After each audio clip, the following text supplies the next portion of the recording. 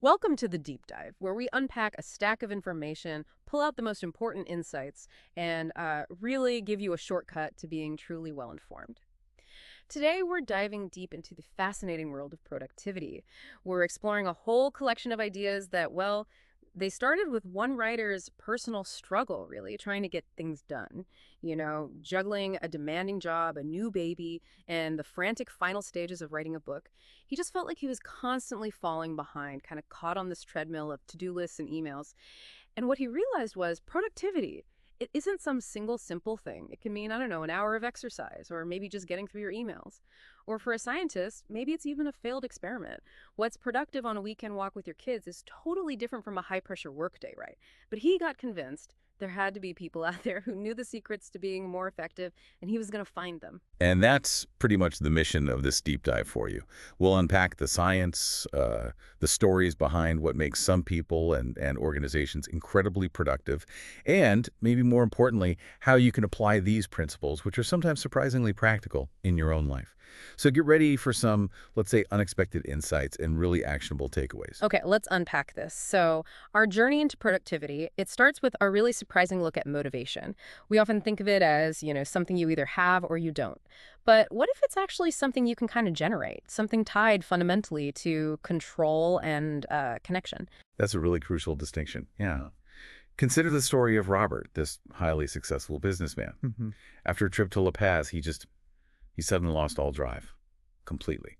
Became apathetic, just staring blankly at the TV, totally indifferent to his work, his friends. Neurologists like Habib studied similar cases, and they found it wasn't a loss of physical ability, but an emotional dysfunction, a profound loss of the desire to move, to engage. His patients, they had no problem with motion itself, just absolutely no desire to start moving. Wow, it's heartbreaking, isn't it? It's not about physical paralysis, but this paralysis of the will. And the science, it takes this idea of control even deeper. Researchers like Delgado found something pretty remarkable in the brain when people felt they had agency, had control. They saw this robust activity in the caudate nucleus. That's a key brain region, right? For reward, goal-directed behavior, motivation. Exactly. But only when they felt in control of their choices. When a computer made the decisions for them, well, the experience just felt like some tedious assignment. They got bored fast. And this need for control, it's absolutely fundamental. Think about the Marine Corps boot camp reforms under General Charles C. Krulak. 13 weeks. He believed a lot of applicants, they just lacked ambition or self-determination, needed a kind of mental makeover. So they really focused on teaching recruits how to make themselves do things. Right. And the result, over a 20% increase in retention and performance. It significantly boosted the recruits' internal locus of control. That's essentially their belief that they, not outside forces, dictate their outcomes. We even see it with those nursing home residents who, defiantly move their own furniture, just asserting their independence, and they seem to flourish. It even worked for Robert, the businessman. His wife, Viola, she found that when she gently forced him, maybe that's a strong word, but encouraged him strongly to make simple choices, what to eat, what music to listen to, he would briefly re-engage. He even laughed for the first time in years, recalling some funny story. For just a few minutes, it was like the old Robert was back. It just shows how fundamental that sense of choice is. I mean, who hasn't felt that on a Monday morning, right? When you don't even want to pick your socks, it's that raw. Exactly. The core insight here is really powerful. You can start motivation by making a choice. Any choice. That puts you in control. Even a small one, like deciding where a difficult conversation happens. Then you consciously connect whatever task it is to something you genuinely care about. Ask yourself why. Why am I doing this? When those small chores become part of some larger, meaningful project you believe in, self-motivation it flourishes. Yeah. And it delivers these outsized emotional rewards, this personal agency. It's like your internal fuel. Okay, next up, teams. We've all been on teams that just click and teams that, well, don't. Google, probably one of the most data-driven companies out there, right? They dedicated Project Aristotle to figuring out why. Why do some teams excel and others just flounder? And their findings were pretty counterintuitive, weren't they? Oh, absolutely. Their surprising conclusion wasn't about who was on the team, the stars, the experts, but how the team worked together. The group norms. Amy Edmondson's research on psychological safety, it proved vital here. This is that shared belief that the team is safe for, well, interpersonal risk-taking. Interpersonal risk-taking. Yeah, teams where members felt safe to take risks, voice opinions, be honest, even share, crazy ideas. Those were the most effective. It contrasts sharply with teams where maybe loyalty norms undermine the willingness to make suggestions. That's a really surprising conclusion from Google. Not who, but how. So if it's about these group norms and psychological safety, does that mean high-pressure competitive environments are just inherently bad? Or are there exceptions? That's a great question, and it brings us to a really fascinating counterintuitive example, the Saturday Night Live writing team. Now, despite constant tension of vicious critiques, real infighting writers could be absolutely brutal to each other. They were incredibly productive. Well, because Lorne Michaels, the show's creator, he managed to foster an environment where they felt safe enough to keep pitching ideas, even when those ideas were shot down constantly. He'd show what they call social sensitivity, make sure everyone got a chance to speak, check in on personal lives. He made people feel they could take risks and be honest, even amidst the chaos. Okay. So it's not the absence of pressure, but the presence of safety within that pressure cooker. Exactly. That's the secret. Psychological safety. And Google's research, it identified key behaviors for leaders to model. Simple things, really. Don't interrupt. Summarize what people say to show you're actually listening. Admit what you don't know, that's a big one. Ensure everyone speaks at least once in meetings. Encourage non-judgmental responses when people express frustration. Right. This approach, it fundamentally changed how Google engineers operated. It improved their teams, allowing them to, as they put it, debug their people. Debug their people. I like that. Okay, now let's shift focus to focus itself. In a world that feels like it's designed for distraction, how do some people maintain clarity, make critical decisions, especially under immense pressure? Well, the difference often lies in using mental models. These are like simplified internal pictures or representations of how the world works or how something should work. And the danger of not having good ones, something called cognitive tunneling, where your brain gets so hyper-focused on one piece of information, maybe even a misleading one, that just completely misses the bigger picture.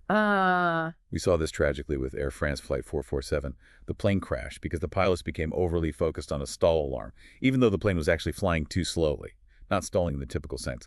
They pulled the stick back, making the stall worse. Oh. Their brains just latched onto the loudest, most obvious stimulus, the alarm, at the cost of basic common sense about flight dynamics. That's a terrifying example of how easily our brains can get fixated. Okay, so contrast that with Qantas Flight 32. Major engine failure mid-flight. Chaos. Right. But the pilot, Richard de Crispigny, despite alarms screaming, "Speed! Stall!" he didn't panic. He said he held a picture in his mind of a safe landing, like a Cessna sailing toward the runway. And he made the correct, subtle adjustments, even ignoring that stall alarm, because his mental model told him something else was going on. He brought the plane down safely. It really highlights how a strong mental model, that internal picture, can help you override conflicting, confusing data. And it's not just in high-stakes aviation, right? We see this kind of nuanced observation skill elsewhere, like maybe in medicine. Absolutely. Beth Crandall's study of NICU nurses illustrates this perfectly.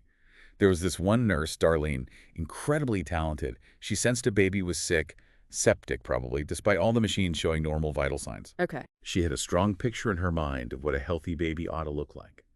That allowed her to see the whole picture, from tiny things, mottled skin, a tiny blood blot on the diaper, subtle cues that added up to trouble. Another nurse, maybe lacking that strong internal model, just focused on the obvious, non-alarming data from the machines and missed the critical signs. Wow. So these mental models are key to cutting through the noise.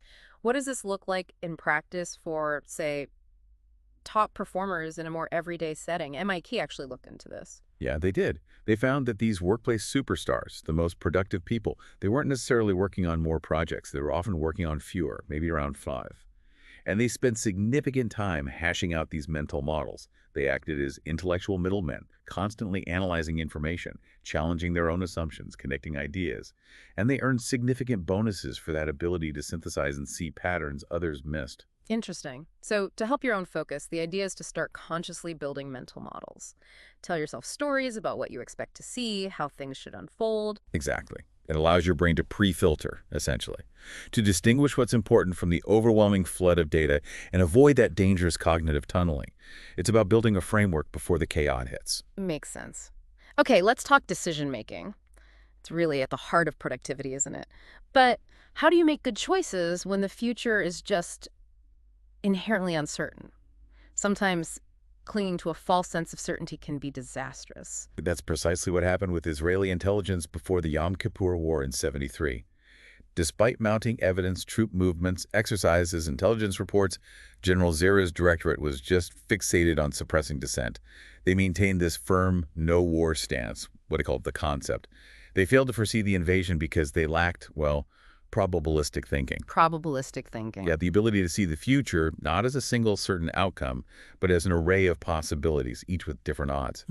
They actively humiliated officers who dared to disagree with the official estimate that war was unlikely. That sounds like a recipe for disaster, just ignoring inconvenient data. So how can we avoid that kind of rigid thinking? There was that project, the Good Judgment Project. Right. Run by researchers from UPenn and UC Berkeley. They trained thousands of ordinary people in this probabilistic thinking, learning to turn their gut feelings, their hunches, into actual statistical estimates. And did it work? Amazingly well. The training led to as much as a 50% increase in prediction accuracy over the control groups. It's about turning your intuitions into numbers, holding multiple, even conflicting outcomes in your mind simultaneously, and constantly adjusting those probabilities as new information rolls in. As the poker pro Howard Lederer put it, probabilities are the closest thing to fortune-telling. But you have to be strong enough to live with what they tell you might occur. That sounds incredibly powerful, but also, yeah, really challenging to do in practice. We all have blind spots, biases. How do we get good at estimating those probabilities accurately? Well, Joshua Tenenbaum's research at MIT showed we often mess up because our assumptions are based on biased samples. We tend to notice the successes, right? Yeah. The billion-dollar startups, the packed restaurants, the blockbuster movies. We overlook the countless failures, the empty theaters, the bankrupt companies. We get trained to notice success, and that biases our predictions. So we get a skewed view of reality. Exactly. The crucial insight here is to deliberately expose yourself to the full spectrum of experiences, the successes and the disappointments. Talk to colleagues who are thriving and those who are struggling. Go see movies in crowded theaters and nearly empty ones. This helps you build more accurate assumptions, better internal databases, and ultimately make better forecasts. You're correcting for that bias. Got it. Okay, finally, let's turn to innovation and setting goals. How do you spark that vital creativity and set objectives that really drive progress, not just, incremental improvements? Well, look at Disney animation. With movies like Frozen, they tackle the creative process by pushing filmmakers to infuse real emotions, their own personal experiences, into these fantastical situations. This is part of becoming what the research calls an idea broker, someone who connects seemingly disparate ideas, people, or industries to create something genuinely new. Right, like Steve Jobs famously said, creativity is just connecting things. It seems the most creative people are those who've, quote, had more experiences, or they have thought more about their experiences than other people. Like the creators of West Side Story, they combined different theatrical forms, ballet, jazz, musical theater, and drew really deeply on their own lives, their own aspirations and emotions to create something totally new and hugely influential. And you can become an idea broker yourself by being more sensitive to your own experiences. Pay attention to how things make you think and feel. Use your own life as well, creative fodder. It's about looking inward to distinguish the cliches from the true, original insights that resonate from your own experience. Okay, and when it comes to goals, our deep dive suggests you kind of need two types working together. That's right. First, you need a stretch goal. Something big, audacious, maybe even seems a bit impossible. Think of Jack Welch at GE setting that goal to reduce aircraft engine errors by 70%. It sounded crazy, so audacious it actually spurred this chain reaction of innovation, and they ultimately hit a 75% reduction. It forced radical rethinking. Wow. But you can't just have the big dream, right? You need a plan. Exactly. And that's where the SMART goal comes in. Specific, measurable, achievable, realistic, and timely. That gives you the concrete plan, the steps. But GE learned the hard way that SMART goals alone aren't enough. If they only focus on short-term, easy objectives, you just get incrementalism. They needed specific programs like workouts to foster bigger thinking alongside the SMART goals. So the most effective approach is define the big stretch goal first. Yes, define your overarching stretch goal, your big ambition first. Then break it down into smaller, manageable, SMART sub-objectives. This ensures you're reaching for something big, maybe seemingly impossible, while still having a clear, actionable path forward. You avoid that trap of just getting obsessed with easily achievable, but maybe not very meaningful goals. Right, the ambition and the roadmap together. And underpinning all of this, especially when you're managing other people, seems to be the power of decentralizing decision making, Yeah, giving people control. absolutely. Look at New MI, that Toyota GM joint venture plant in California. It But was known as maybe the worst auto factory in the world. yeah. Terrible quality, bad labor relations. Yeah, I remember hearing about that. Toyota came in, implemented their system, which heavily involved giving workers more control over their workflow, letting them stop the line, solve problems themselves. Yeah. It transformed the place into a model of productivity simply by allowing workers to self-organize and take ownership. And we saw a similar thing with the FBI's Sentinel software project. Exactly.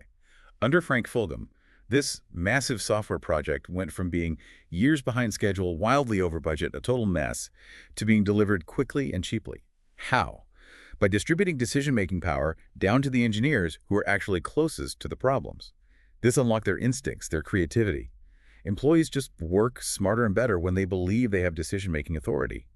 And crucially, when they trust that their colleagues are committed to their success. That trust allows insights and innovations to flourish, knowing suggestions won't just be ignored and honest mistakes won't be held against them. So, wrapping this all up, what does this deep dive really mean for you, the listener? From understanding your own motivation, building stronger teams, making better decisions, fueling creativity.